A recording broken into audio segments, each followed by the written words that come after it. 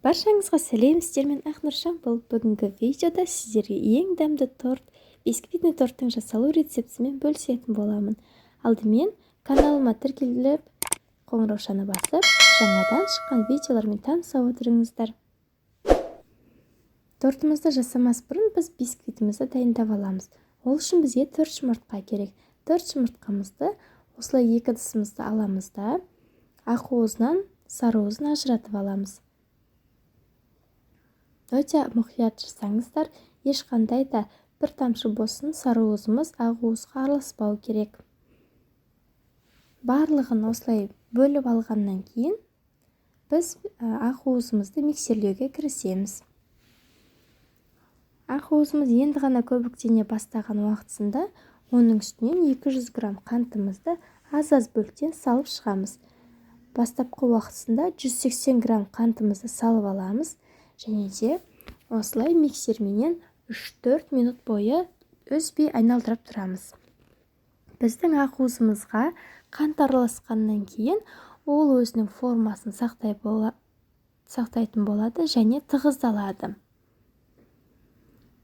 Ыдысымызды еңкейткен уақытысында біздің ақуызымыз сырғымауы керек. Егер де сіздердің ақуыздарыңыз осындай дәрежеге жетсе, сіздердің бисквиттеріңіз міндетті түрде әдемі болып шығады. Кейін сарыуыздарымызға кірісеміз. Оларға 200 грамм қантымыздан қалған 20 грамм қантымызды саламыз және де миксерменен 1-1,5 минут бойы миксерлеп шығамыз. 2 сұйық массамызда дайын болған уақытысында оларды біріктіретін боламыз. Және де лопатканың көмегіменен асықпай ақырын ғана араластырамыз. 200 грамм ұнымызды електен өткізіп, осы массамыздың үстіне саламыз.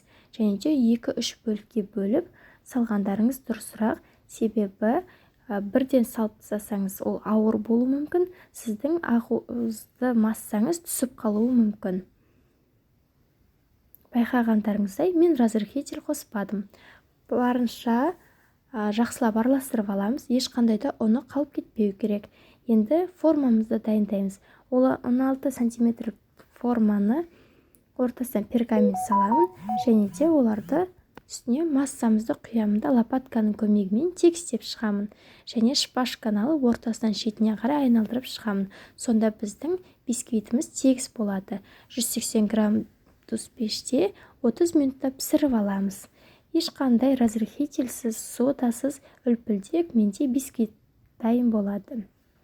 Бисквитіміз піскен уақытысында біз сливкиге кірісетін боламыз. 400 грамм сливкимізді үстіне сахарный пудра қосып, осылай миксердің көмегімен араластырып шығамын. Енді бисквитіміздің ортасын кесіп, мен тортты жинауға кірісемін. Теңдей бөлінген бисквитіміздің ортасына бірінші пропитка жасаймын. Ол үшін сүтімнің үстіне 1 қасық қант саламын да, оны 2-ге бөлінген бисквитімнің үстінен құйып шығамын.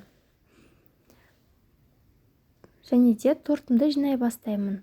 Алдымен осындай кольцоны алып аламыз және де соның үстінен бисквитімізді саламыз. Бисквиттің үстінен миксерленген қойытылған сливкимізді салып, тегістеп шығамын. Және де осы кремнің үстінен келесі бисквитімді саламын. Және де қалған кілегейдің көмегіменен біз осы тортымыздың барлық шетін орап шығамыз. Лопатканың көмегіменен осылай қалған сливкилерді торттың жан-жағына жағып шығамын. Және де барынша осы шпательдің көмегіменен тегістеп шығамын. Міндетті түрде торт жасаған кезде барлық осындай заттарыңызды түйіндеп алғандарыңыз дұрыс болады. Барлығын тегістеп шығамыз және де өзіміздің қалауымыз бойынша безендіріп шығамыз. Мен осы тортымның үстіне Рафаэлло шоколадтарын қойдым. Және де 5-6 сағатқа пропиткаға, тоңазытқышқа салып қойдым. Өте жылдам дайындалады. Көп заттың сіздерге қажеті жоқ. Бисквиттеріңіз әдемі шықса және де сливкилеріңіздің де әдемі болса, өте әдемі торт пайда болады. Сіздермен болған Ақнұржан бұл. Баршаңызға ас болсын.